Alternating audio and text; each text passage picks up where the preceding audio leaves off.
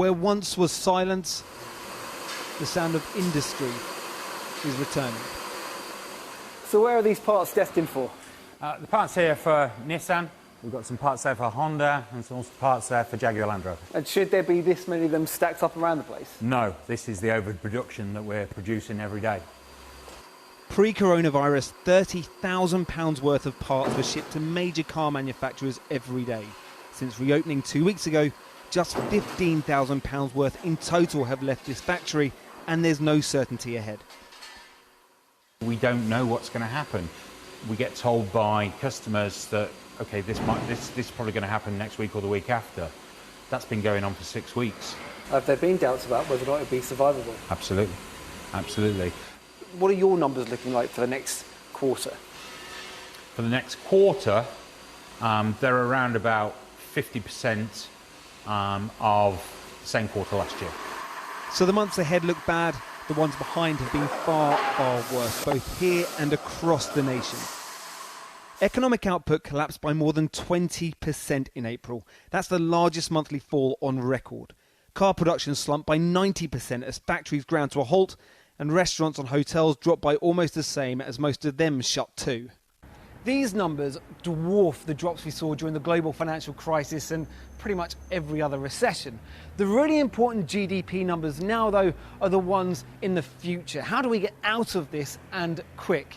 And that's tricky, because for large sectors of the economy, how long it takes for businesses to recover is dictated quite simply by how far apart they need to keep staff and customers. And at 2 metres?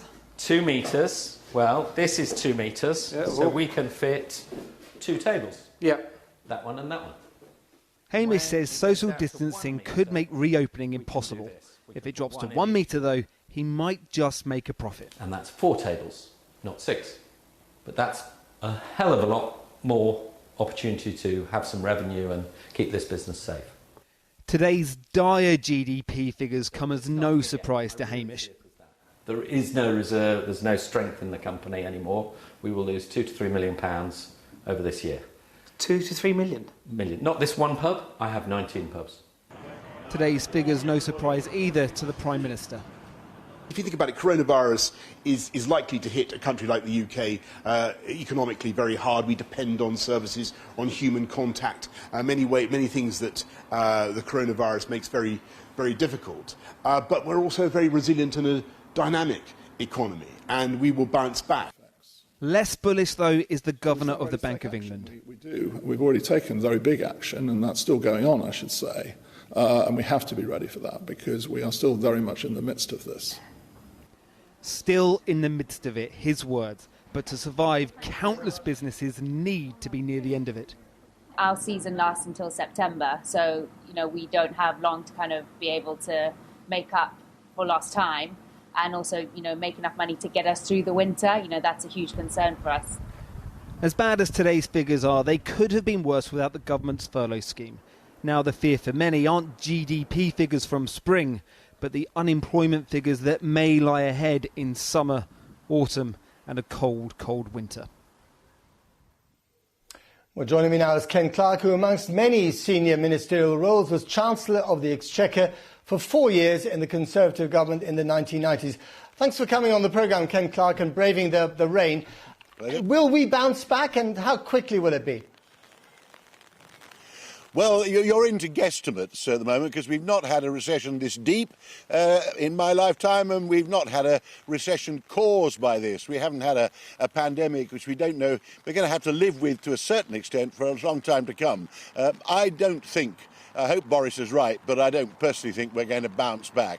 I think the rest of this Parliament is going to be taken up with, firstly, minimising the damage as the unemployment rises in the autumn, keeping as many businesses going as possible, and actually then steadily, not as gently, but as steadily and as quickly as we can, but carefully, getting the economy back to health. We'll do very well if in 3 years' time we can look back and think, most of this is all over, and we've got to look as though we've got a new, healthier future again. That's what we should really aim at, and not just be buffeted about by events and opinion polls over the next month or two.